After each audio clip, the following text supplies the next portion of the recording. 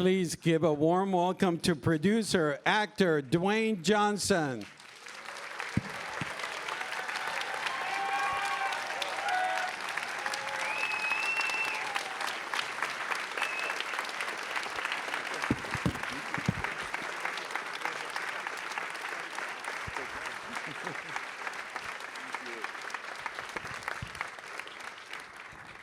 Wow, thank you so much. Well, welcome. That gave me chills. Thank you.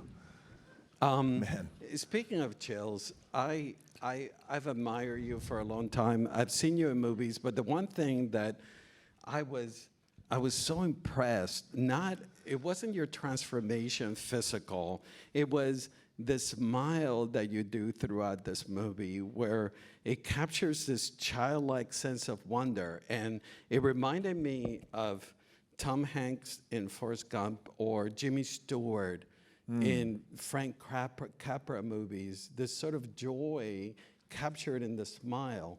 Is that something that you worked on? Yeah, well, I love that. Thank you for saying that. And I feel like with, by the way, hey, did you guys like the movie? Yeah, thank you. Okay, good. Thank you. And thank you, Roger, for saying that. That was Mark Kerr. And I'm sorry, I don't want to speak about him like he's not here anymore. That is Mark Kerr, and he did then, as he does today, look through the world, look at the world with this curiosity. But when you bring up childlike, it's actually more Benny Safdie, our director, our writer-director, who does go through the world with this childlike charisma. And the way he looks at filmmaking, the way he looks at life, of wanting to find a reason to smile at things. And I love that you brought up James Stewart in Frank Capra movies, because It's a Wonderful Life is one of my favorite movies, and James Stewart and Gene Wilder are my favorite actors. And before we started filming, It's a Wonderful Life is what Benny brought up to myself and Emily, and he said, I know it sounds like a crazy connection here. He goes, but I do believe there's a connection between Smashing Machine and It's a Wonderful Life and James Stewart and your character at the end. I said, please tell me, because It's a Wonderful Life is one of my favorite movies. And Benny said, if you think about it, It's a Wonderful Life, from the beginning of the film to the end, nothing changes. The only thing that changes is his perspective on life. Yeah. And that's at the end of our film, what you guys just saw, I guess maybe perhaps in the shower scene, where he's just letting it all go, and he realizes that maybe this loss, and by the way, this is what Mark told me, that this loss that he was devastated by was the best thing that happened to him. Yeah. Let's tap into the idea of loss, because the beauty of this film is, like, we're used to American films, Rocky, etc., that is all about winning. This film is about loss and about, I mean, winning is ephemeral. Is like, great, it happened. Oh, okay, great. But then loss makes you think and reassess things. And the beauty about this film is that it taps into that, the how loss helps us grow. Yes. And again, I love that you said that, because in the beginning of before we started shooting, Benny had pulled Emily and I together, and we were talking about the film and perhaps where we want to go in these scenes, where we want to go in our relationship scenes, the argument scenes that were really, really intense. And he said, my thought here is A Raging Bull was an inspiration for him, and Scorsese, of course, is a big inspiration to Benny. And he goes, even the first Rocky, the first one, he said, however, if I can make a film where the audience knows that by the end, that winning actually became the enemy, and the loss is the thing that is the greatest blessing. And so you're right. I feel like what he also wanted to do was not make a film, a sports biopic, that I think Benny was reaching for things that were different. And the truth is, what you guys saw, that really happened. Here's a guy who was the godfather, one of the godfathers of MMA at that time. Yes. That weren't making a lot of money. They were really struggle with addiction, as you see. Mark Kerr actually overdosed twice, once in our film, but then again, lived, obviously, and today he does live this beautiful life of acceptance. But in the loss is something that was really important to Benny, and he did feel like, he goes, again, I know it's kind of crazy. He said, but I think if we could do this right, by the end of the film, even in loss, even though this guy loses everything, and he was never the same after this, people might feel good about it as they leave the theater. Correct. You optioned the story of Mark Kerr. Why was it about Benny Safdie that you zero in about this is the man to tell the story? Well, this was in 2019. I had optioned the rights. I was able to get the rights, speak to Mark Kerr, and of course then you need your visionary, you need your director. And I just watched Uncut Gems. With Adam Sandler. With Adam, yeah, it was just with Adam, just phenomenal movie. There was an anxiousness about that film, and there was a reality about that film that really just moved me.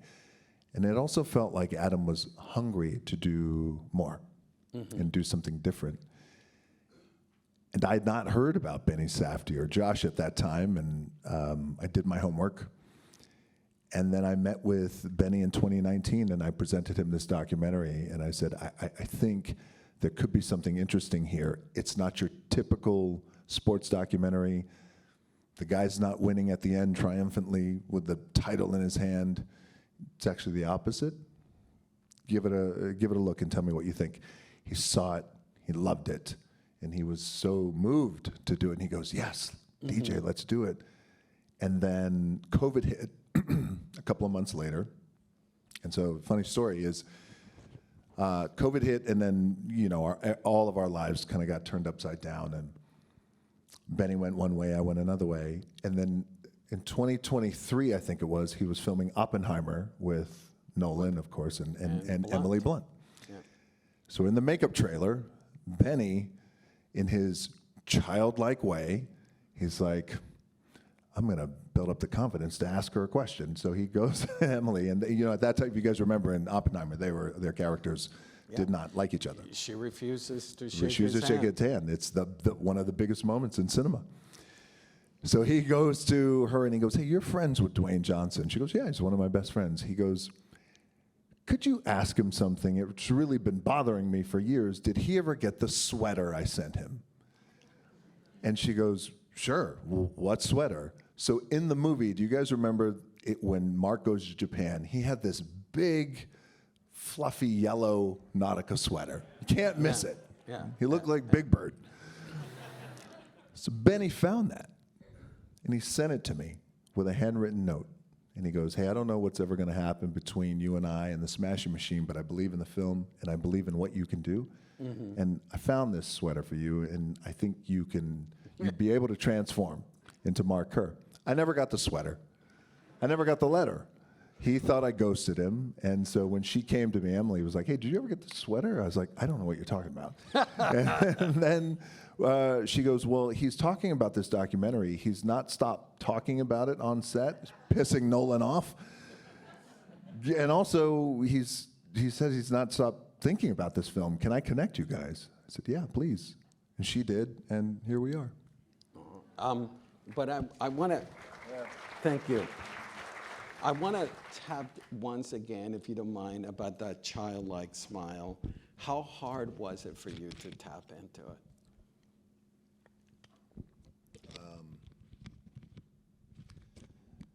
That sense of wonder that Mark Kerr has.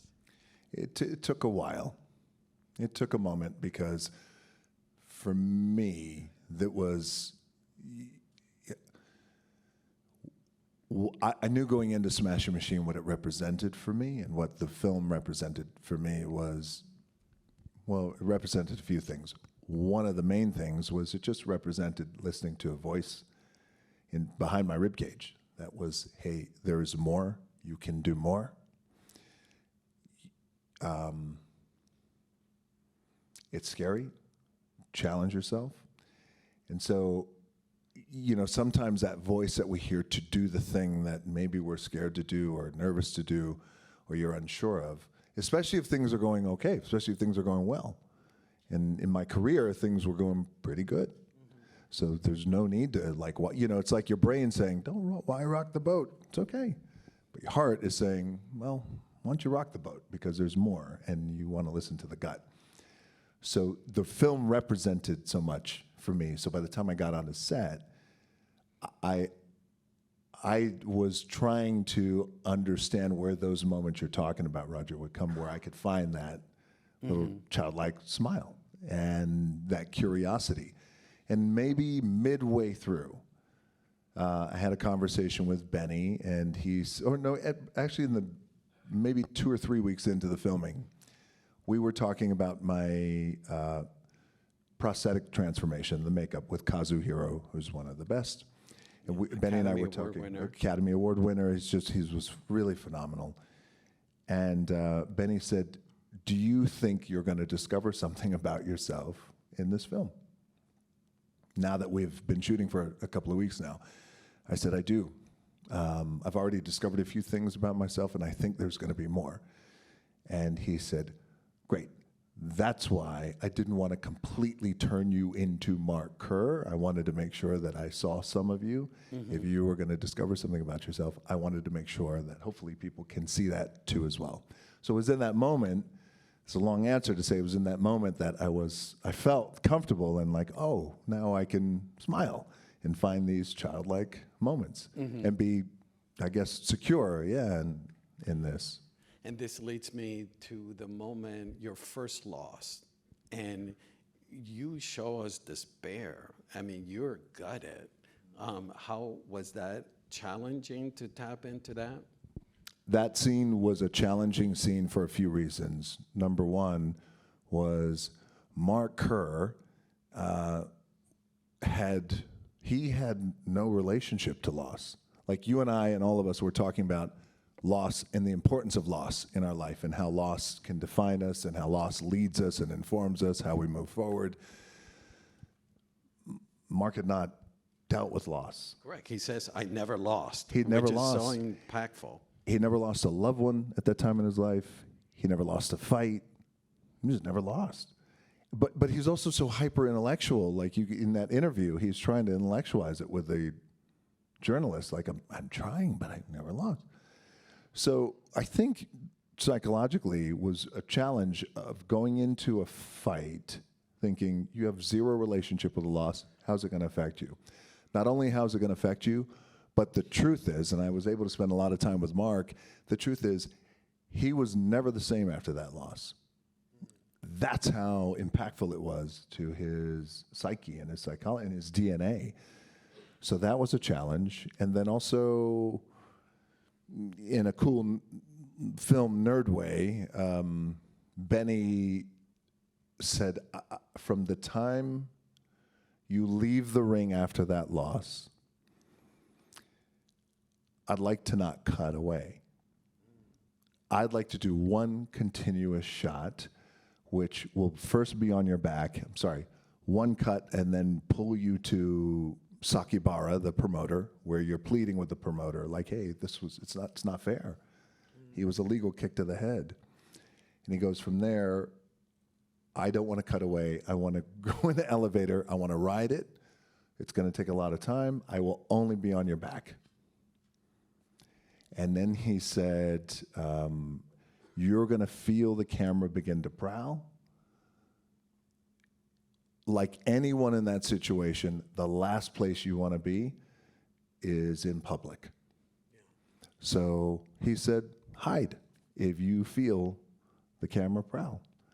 And that's kind of what you feel in that. And a lot of times what I realize is, man, that's really gutsy, I think, and brilliant on Benny's part to propose that kind of shooting in that moment. And that's what we did. And then... And how did it feel for you?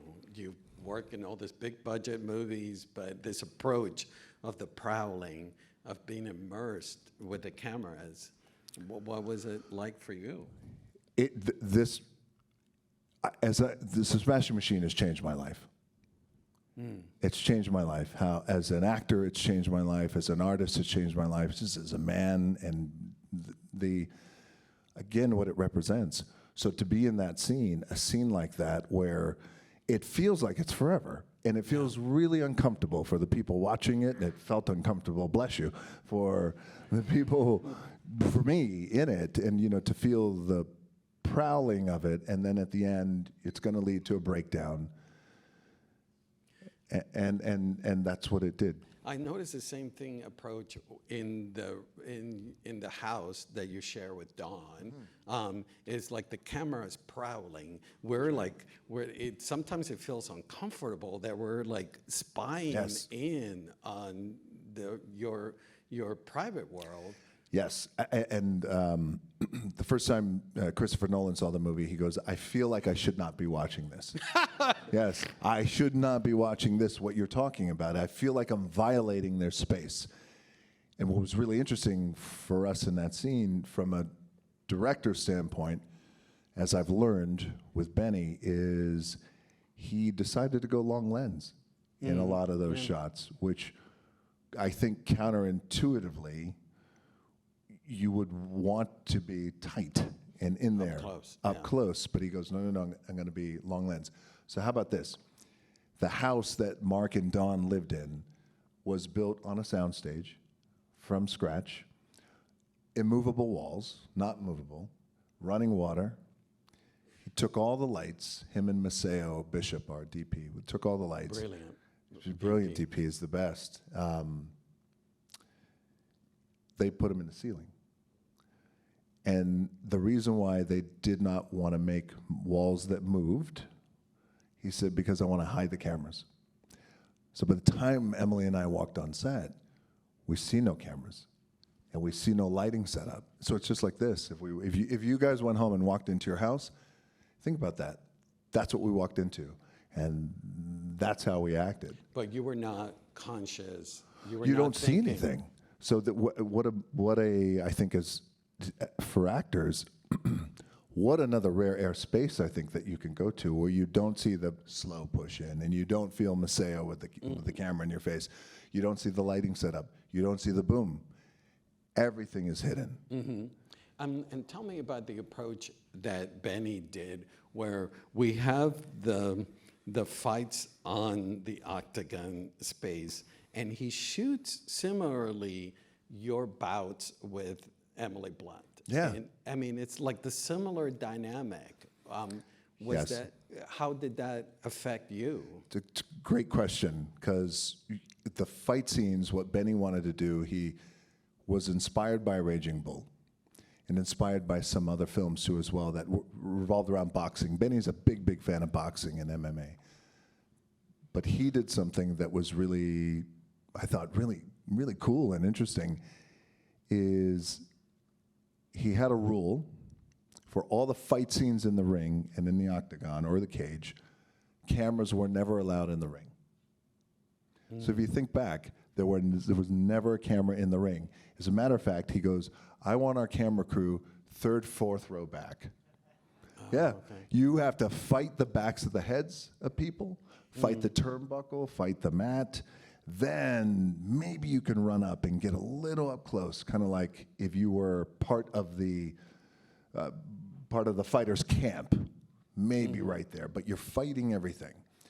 So the same thing when we got home. Benny felt like, well, maybe I could shoot this in sections, but the difference is you won't see anybody and you won't feel a camera. But we did shoot those scenes in sections, the fight scenes, the argument scenes with myself and Emily. In the final scene, that big 8-minute scene, the Jungle Land scene we call it, with the Bruce Springsteen song,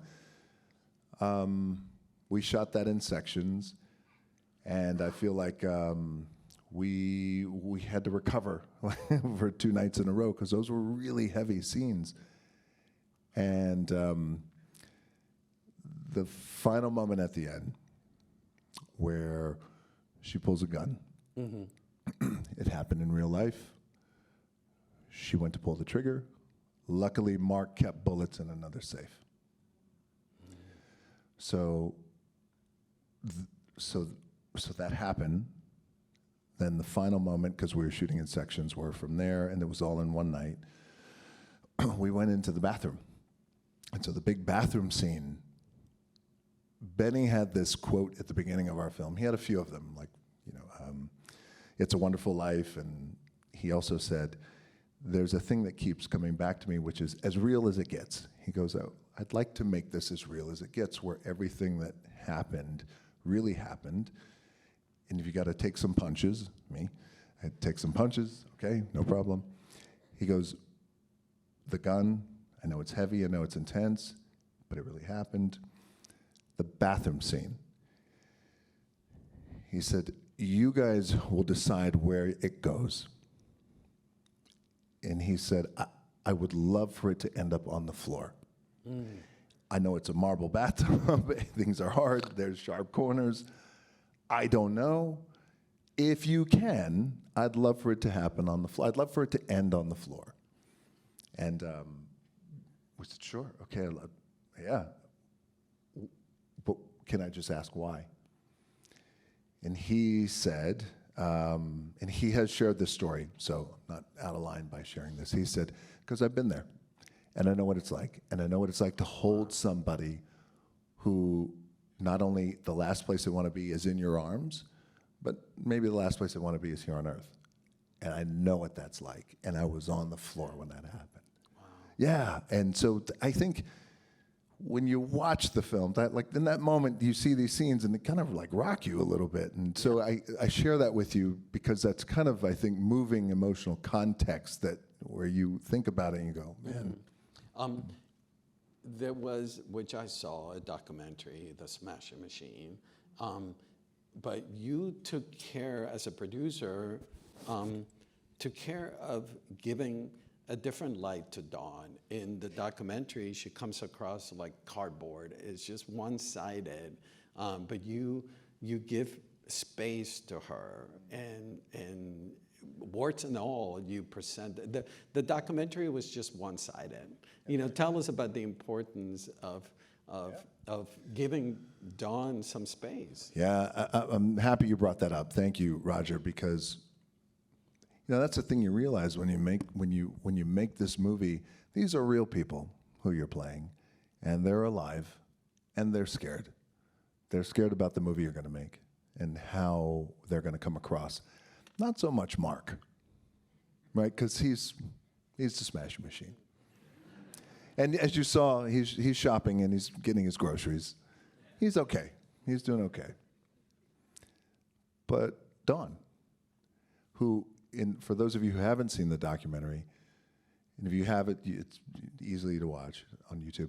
But she was in a way victimized in this, in the documentary, because in all stories, you need a good person, you need a bad person, you need the good, evil, and things like that. And she was presented in that way. And not disparaging filmmakers at the time, that's just a choice that they made. And man, that wasn't cool, because that's decades of someone who was hurt by that. It was like, so this is my legacy, is like I'm the one who ruined Mark's life when it was codependent. And we were both in this toxic relationship. And to quote Mark, he said recently, by the way, which is a beautiful quote, he goes, I was so uniquely selfish, and I only cared about myself, and all she wanted was my love. And I didn't matter to me. So that's why it was important, not only to me, much more important than me, it was so important to Emily to represent her, and to represent her properly and fairly, and for Emily to represent Dawn in a way where you don't have to carry this for the rest of your life. We have an opportunity here to at least balance this out. Correct. Because yes, volcanic relationship, yes, codependency, yes, drugs, but love, real love, you know, and so that was Emily. Tell us, Little me, but more Emily. Yeah. tell us about working with Emily. You guys have worked before in Jungle Cruise, but your relationship now on screen is visceral. It's so powerful. Tell us about working with her and having this incredible partner. Emily is such a force as an actor, and we became friends on Jungle Cruise, and I don't know how there was a good take in Jungle Cruise. We just laughed and gave each other shit the entire movie. And we became great friends, and Emily, and I'm so happy that Benny came to the conclusion. He thought, you know, I'd like to cast Emily. I said, great. I think it's a great idea. Tell me why. I'm a tell me why. I want to know kind of guy. And he said, because I watched a couple of videos and I just see a chemistry between you two. And he goes, the chemistry is the thing that I can anchor into as a director, because where you're going to go with the intensity and the touching raw nerves in this relationship, it's good that you have chemistry, and it's good that you guys have that love and trust with each other. So, and I'm so happy that it was Emily, because she is such a force, and she just does an incredible job in this role that's really hard to do. And I've seen this before. I've seen it with my own mom and dad. For those of you who may not know, which maybe a lot of you guys, I come from a world of pro wrestling, and my dad was a pro wrestler in the 70s. So it's kind of like the Mark Kerr days in the early 90s, but where wrestling wasn't as big as it is today and living paycheck by paycheck. But you had a woman who just stood by her man and sacrificed all of her life just so her man could live his dream. So I know what that's like, and I've watched it, and fighting and all this stuff that you shouldn't see as a kid. But my point is it's a hard role for Emily to play, and she did it. And it's also a hard character, I think, for her to play, because usually, you know, there's characters that she plays where she does an amazing job, and she's just incredible in these big, phenomenal roles that she plays with all these incredible directors. This one was uniquely different, and I think this was special. I think Emily did an incredible job. I'm grateful. Wow, yes. the two of you. Thank you. Yeah. I want to talk a little bit about the transformation. We talked about the smile, but you went through a complete physical transformation. You gained weight, good weight. You lost your neck, you know. But also beyond the weight gain, you walk differently, like we've never seen you walk before. Your voice is different. You know, walk us through the whole transformation into Mark Kerr. And you've took a lot of pain and care into the transformation. I did, and thank you for bringing that up. And it's the commitment that you make for something like this. And I also knew that it was just my opportunity that I've been waiting for a long time. And I wanted to, and I was hungry going into this, like acting hungry. And but you have nothing to prove, Dwayne. You're the biggest star in the world. Why do you need Why do you have to prove?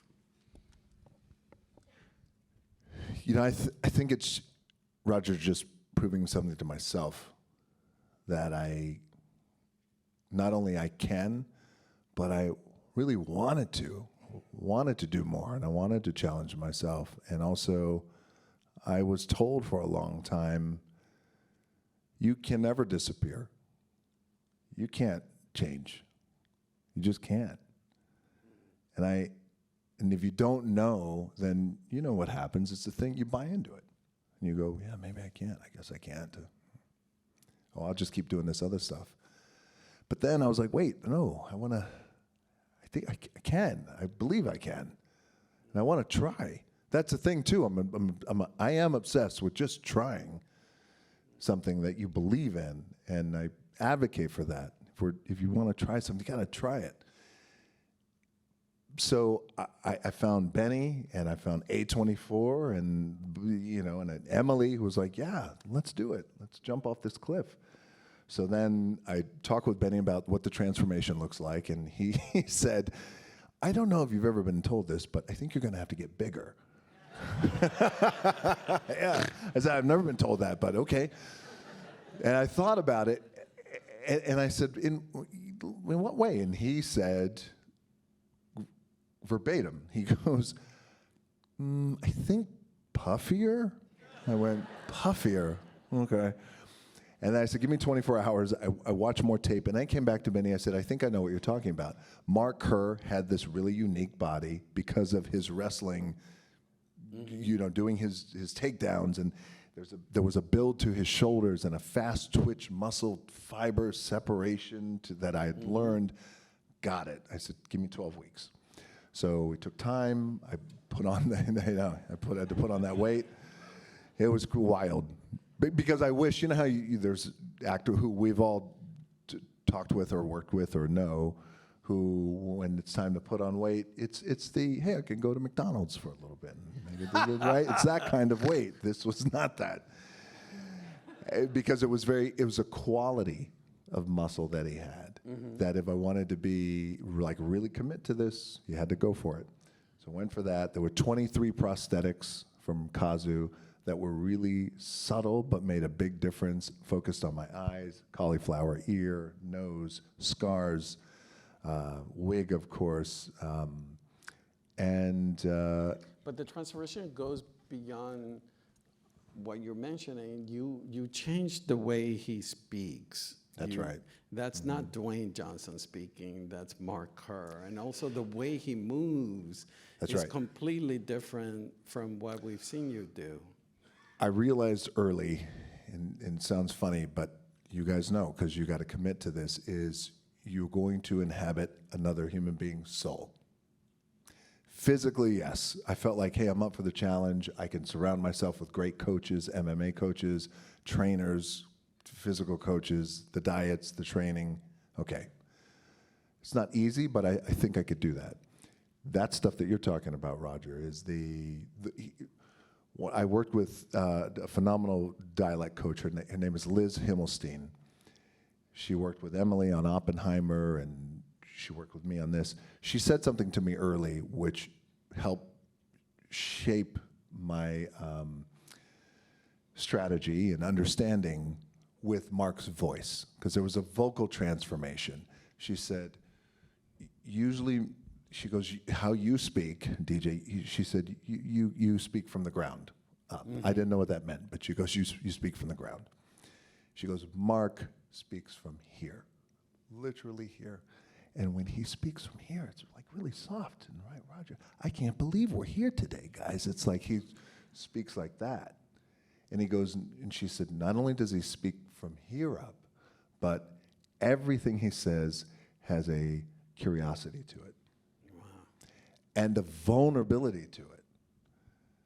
Everything from talking to the nurse, hey, you know, can I get the Voltaren because the other thing hurts my tummy? I like that. You know, like there's a vulnerability to how he talks. And it's not a show for him. It's just how he is. Mm-hmm. And then how he walks, he was kind of upper body heavy in a way. So there was a little bit of a lean. And then sometimes he would puff his chest out a little bit. And then when he would be, and I got this from him when I would talk to him, when he would be high, he didn't care how he looked, and it didn't matter to him. And then that led then to his ODs, and he knocked his teeth out, and it was really some rough stuff. You bring up his style, the clothing. He's kind of like a chic guy. I've never thought. He was cool, right? Yeah. Did that help? Like you. Well, thank you. It's about you. Did the costumes help also? Oh my God, yeah. I mean, at that time, in the '90s, like the mid to late '90s, those times were like, look, I got a picture of myself in the '90s. You guys are laughing, you know it's messed up, where I'm wearing a fanny pack and a turtleneck and mom jeans, and I thought I was cool. That was the '90s, but I thought I was cool. I wasn't. But Mark was cool with what he wore.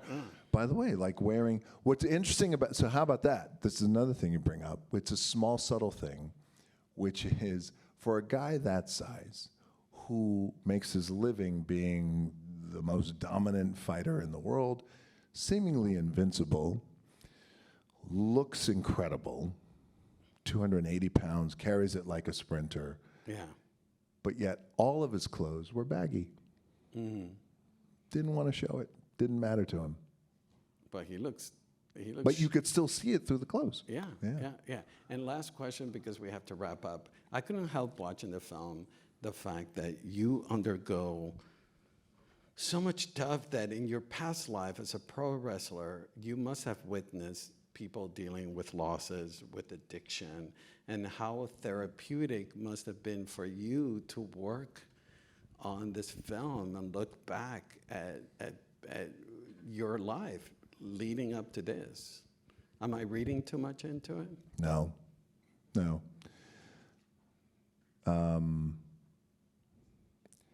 I said this early to Benny, and he said, I want to be careful about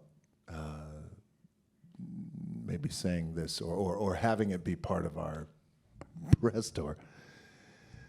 But the film has come out now. I say this, but in a way, this was a love letter to all the men and my friends who I lost to addiction.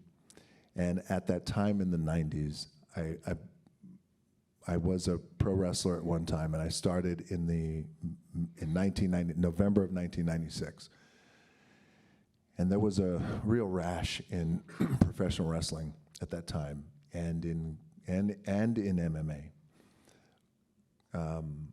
with addictions and mental struggle, mental health struggle, mental wellness, mental illness.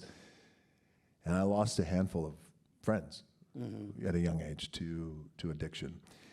And these were guys who were just like Mark and just seemingly invincible. And you realize that even though I came from a world of performative combat where we had the luxury of like, hey, you and I, we're going to wrestle tonight. I'll win tonight. You win tomorrow. Let's not get hurt. Let's take care of our families. Let's go on to the next show. But even in MMA, it's not the winning. It's not the losing. It's just the pressure. It's the pressure that these guys, men and women, have, that we all have. And sometimes people deal with the pressure well, and then sometimes they don't. So you bring up that. It was, that's why I say Smash Machine changed my life. Because I never had an opportunity to not only write a love letter to them, and not recently, probably about 4 or 5 years ago, one of my best friends hanged himself in jail because he was arrested for drugs and he had a hard time with addiction.